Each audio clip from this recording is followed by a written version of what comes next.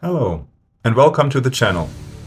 In today's video, we are going to talk about Loki, how he stole Thor's wife's hair, his wager with the dwarves, and how the gods obtained some of the most valuable items in Norse mythology. One day, Loki, the trickster god, decided to amuse himself by playing a prank on Thor's wife Sif, who was renowned for her beautiful long golden hair that gleamed like ripe wheat in the sun. While Sif slept, Loki crept silently into her chamber and cut off all her hair, right down to the scalp. When Sif awoke and saw what had been done, she was heartbroken and humiliated. Thor, her husband, was furious beyond measure. His anger shook Asgard, and he seized Loki, threatening to break every bone in his body unless he fixed what he had done. Loki swore he would make things right. He promised to go down to Svartalfheim, the realm of the dwarves, who were the greatest smiths in all the 9 worlds, and have them craft new hair for Sif, hair finer and more beautiful than before. Loki first went to the sons of Ivaldi, a family of master dwarven smiths. He begged them to make golden hair for Sif, hair that would grow like real hair once placed on her head. They agreed and set to work. The sons of Ivaldi made not only Sif's new golden hair, but also 2 other wondrous gifts. Skidbladnir, the ship for Freyr that could always catch a favorable wind and could be folded up small enough to fit in a pocket. And Gungnir, Odin's mighty spear, which never missed its mark.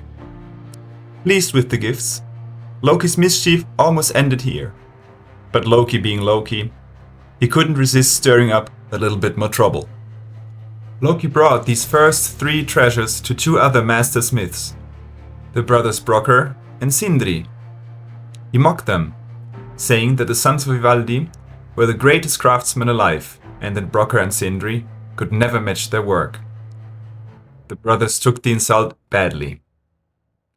Loki then wagered his own head that Brokkr and Sindri couldn't make 3 treasures equal or better than the ones the sons of Ivaldi had made. The dwarfs accepted. Sindri began his work at the forge, while Brokkr worked the bellows. Each time Sindri placed a new piece of work into the forge, he warned his brother, "Keep the bellows blowing, whatever happens. If you stop, the work will be ruined." Loki, afraid of losing his head, transformed himself into a fly and tried to sabotage them. When Sindri placed a boar's hide into the forge, Loki bit Brokkr's hand, but he kept pumping the bellows. Out came Gullinbursti, a golden boar for Freyr, with bristles that glowed in the dark. Sindri put gold into the forge. Loki bit Brokkr's neck, but again he endured. Out came Draupnir, a golden ring for Odin, that would magically drip 8 new rings for equal weight every 9th night. Finally, Sindri placed a piece of iron into the forge. Loki, desperate, bit Brokkr on the eyelid so hard that blood blinded him, and for an instant he stopped pumping. When Sindri took the work from the forge, it was almost perfect, but not quite. It was Mjölnir, Thor's hammer, the most powerful weapon in existence. The only flaw? Its handle was a little too short. Loki and the dwarves then went to Asgard to present their gifts. To Odin, they gave Gungnir, the spear that never missed, and Draupnir, the ring that multiplied itself. To Freyr, they gave Skidbladnir, the folding ship, and Gullinbursti, the golden boar that could run faster than any horse. To Thor, they gave Mjölnir, the thunder hammer, capable of leveling mountains and defending Asgard from the giants. And of course, Sif received her new golden hair, which took root on her head and grew like real hair, even more beautiful than before. The gods then judged the gifts. Though Mjölnir's handle was short, they decided it was the greatest of all, since it would protect them from the giants.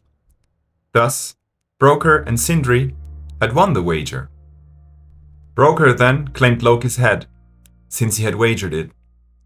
Loki agreed he had lost, but he argued, "You may have my head, but not my neck."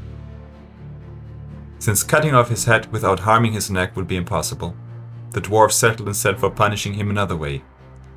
They sewed his mouth shut with wire to stop his lies and his trickery, at least for a time. And so, through his mischief and deceit, Loki caused both trouble and wonder. Because of him, Sif regained her hair, Odin gained his spear and ring, Frey received his ship and boar, and Thor obtained Mjölnir, the hammer that would make him the mightiest of gods. Loki's pranks had, once again, shaped the fate of the gods, though not without cost to himself this time. Thank you for listening to today's story. For more Norse tales, please subscribe.